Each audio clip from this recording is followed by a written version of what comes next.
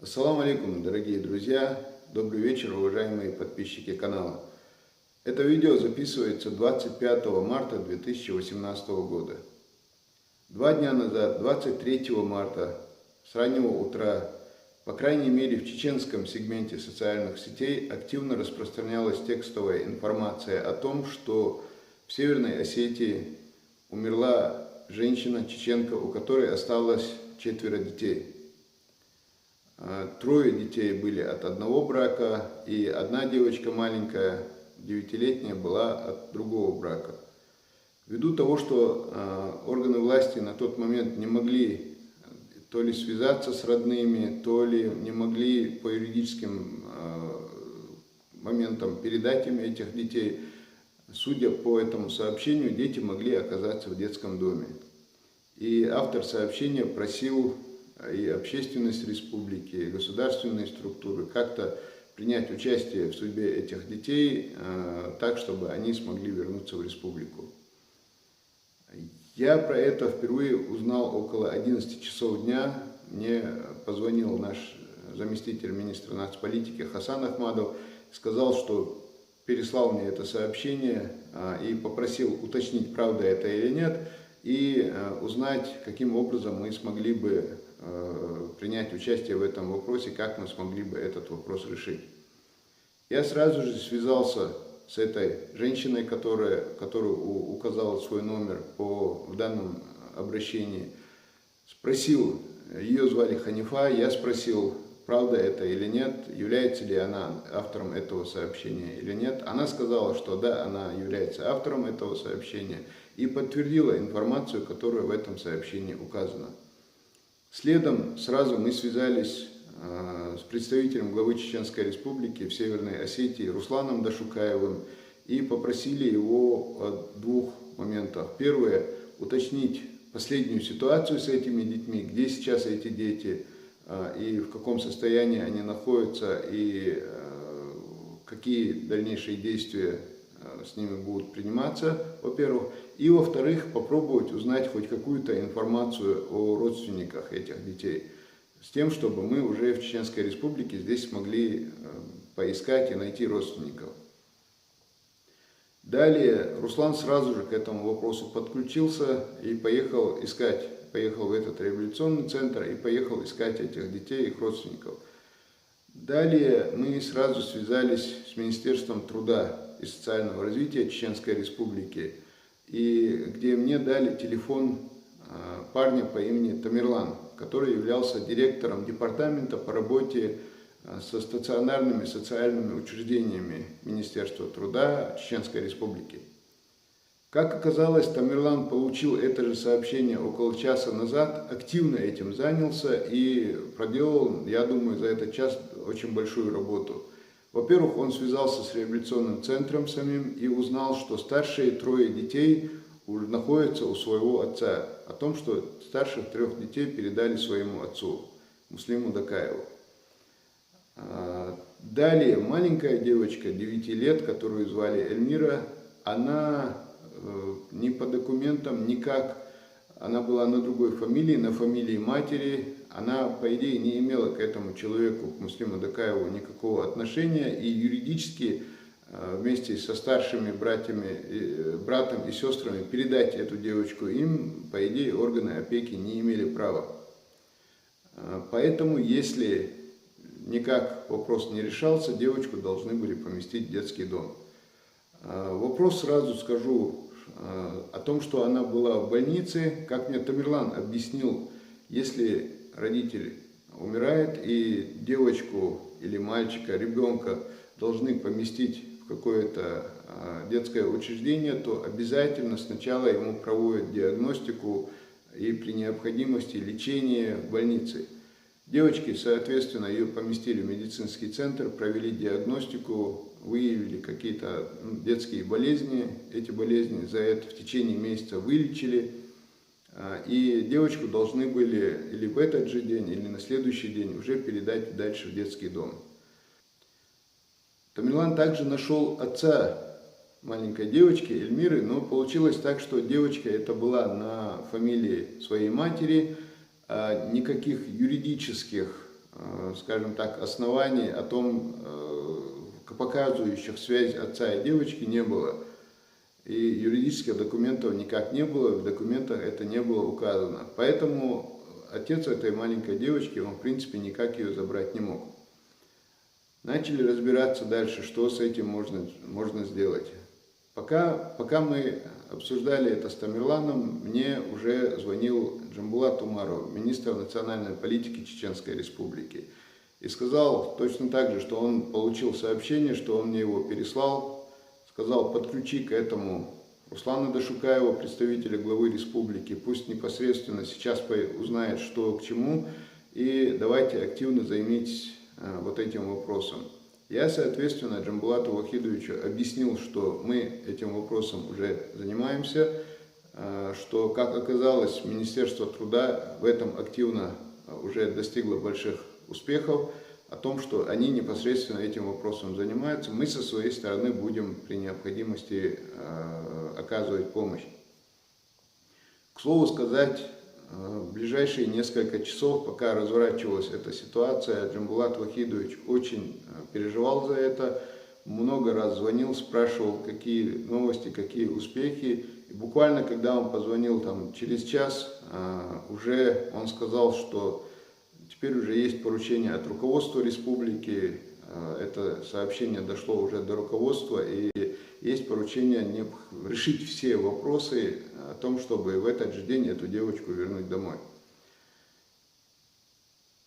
Далее, как оказалось, что у этой девочки была тетя, то есть сестра матери. Как оказалось, она живет в городе Грозном, как оказалось, она после смерти матери, которая умерла около месяца назад, эта женщина несколько раз пыталась забрать эту девочку к себе, но опять же по различным юридическим моментам ей это сделать не удавалось. В результате, пока мы занимались этими вопросами, уже Руслан Дашукаев, представитель главы республики в Северной Осетии, нашел, после того, как посетил революционный центр, он нашел отца старших 3 детей, Муслима Дакаева, уже поехал к ним и оттуда мне позвонил, дал мне переговорить с отцом вот этих 3 старших детей. Это был Муслим Дакаев. Он мне сказал, что он также пытался и пытается забрать эту девочку к себе, но не имеет никаких юридических для этого оснований, потому что она не является его дочерью. Но сказал, что если мы смогли как-то помочь решить этот вопрос и передать ему эту девочку, они с большим удовольствием, он и его сын, и его дочери, с большим удовольствием готовы были бы принять эту девочку к себе. И не просто были бы готовы, а очень хотели бы взять ее в свою семью.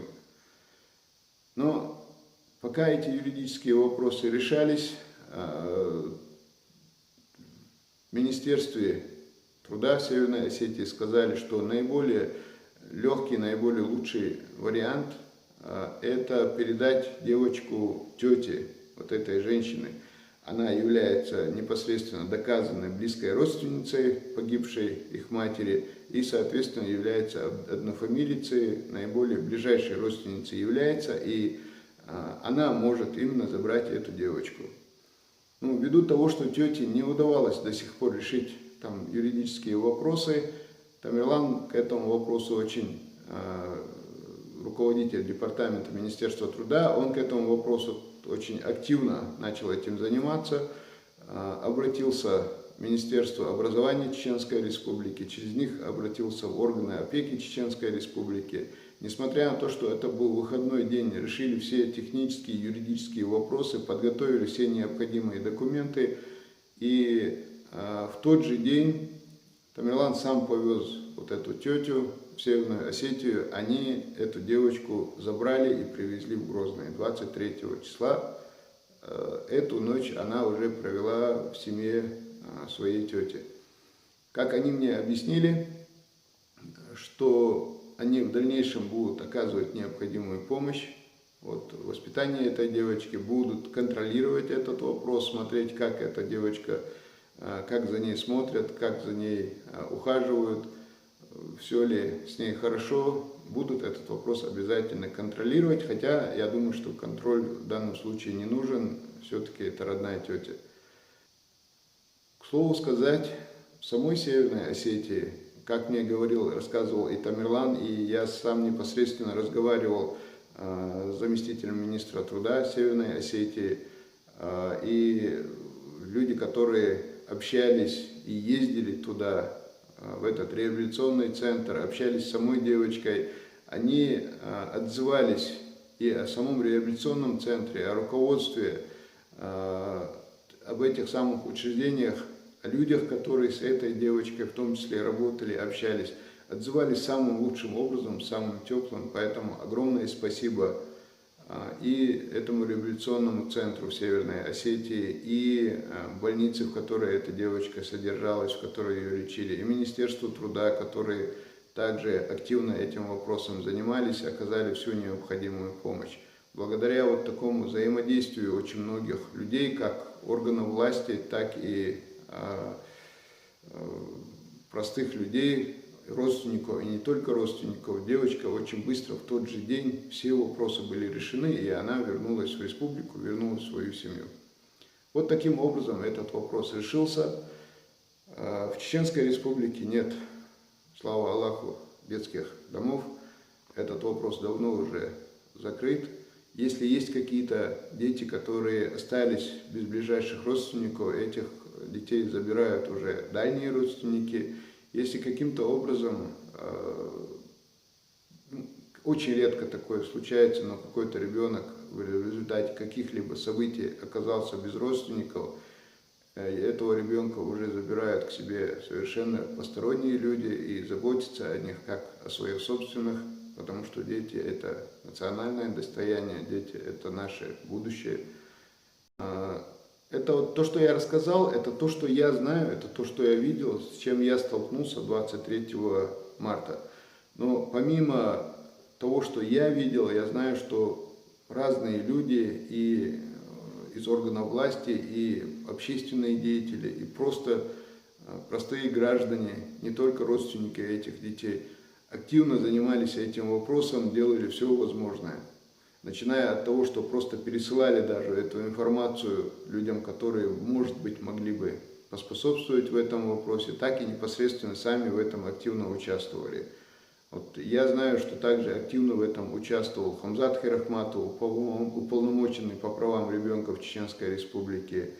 Буквально вот из соцсетей узнал, что Ибрагим Арсанов, руководитель школы иностранных языков, очень уважаемый мной человек, хороший товарищ мой, также в этом участвовал и даже ездил в Северную Осетию, в этот реабилитационный центр. Очень много людей в этом участвовали. Я знаю, я сказал только о тех, которых я знаю, но есть много людей, про которых я не знаю.